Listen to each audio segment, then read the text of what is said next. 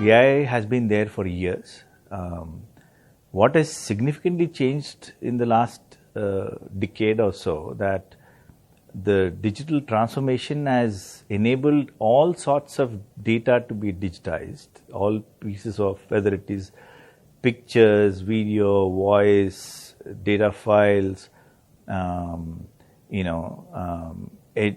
devices. NetApp, with its entire data pipelining architecture, the core expertise around data and data management, and NVIDIA has, on the other hand, used their entire GPU supercomputing capability to ream through that large data sets and make meaningful correlations using deep learning techniques, where you're not specifying what you want to do, but the system will figure out what are the correlations and what patterns and what underlying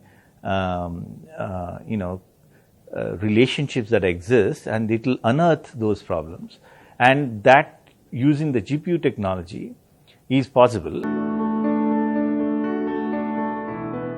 We have a special relevance in that sense, and India is now rated probably 19th in the global list of nations which have adopted AI, and we are not up there, right? With the kind of economy that we have, if you are saying third largest economy in terms of purchasing price parity basis, in terms of the GDP size, in terms of population, I think we got to be up there in the top 3, rightfully.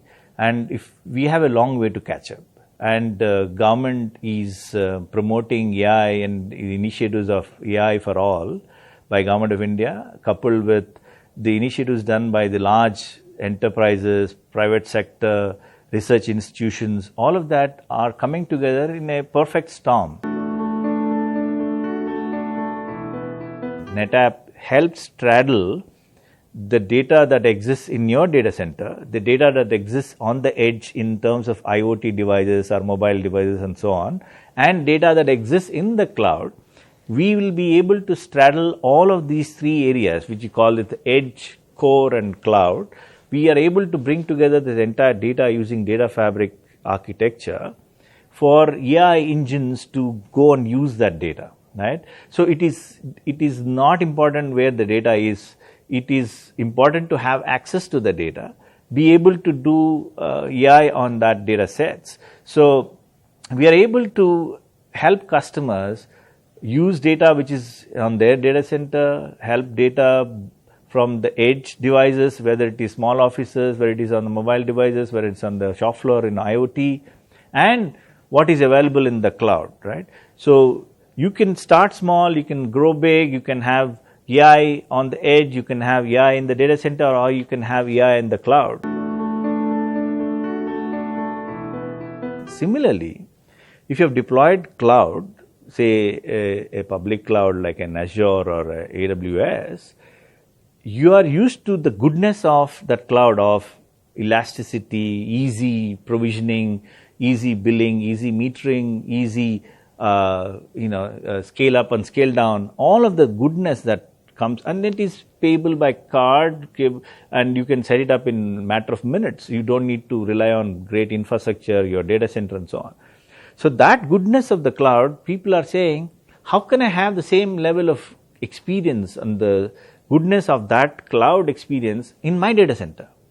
So people have tried different things. Hyperconvergence is an answer to that, of replicating a cloud-like experience in your data center for creating your own private cloud, right? So you have exactly an Amazon-like experience or a Google Cloud-like experience or an Azure kind of experience in your data center using hyperconverged infrastructure.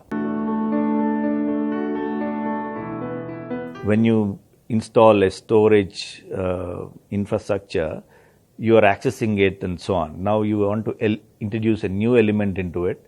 Can it seamlessly be part of that network? When you subtract something, can you seamlessly be part of that network, right?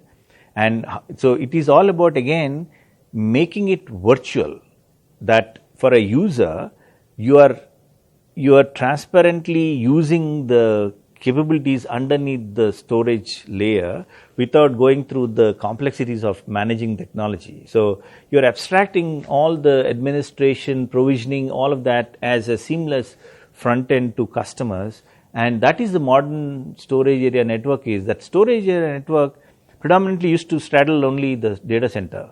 Now we are saying a storage area network is on the edge, is in the cloud. So you are expanding the dimension of your storage area network across multiple environments, including cloud, right?